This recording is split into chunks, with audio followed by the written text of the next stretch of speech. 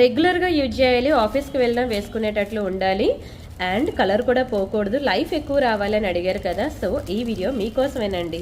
ఇదేంటి అంటారా, సింపుల్గా సింగిల్ లైన్ బ్లాక్ బెడ్స్ అనమాట. As it is pure gold ప్యాటర్న్ని కాపీ చేసి మేము చేసిన డిజైన్ అనమాట. మీరు చూస్తే మొత్తం ఇదిగోండి, ఇదంతా కూడా మనకి simple single line black beds వస్తుంది.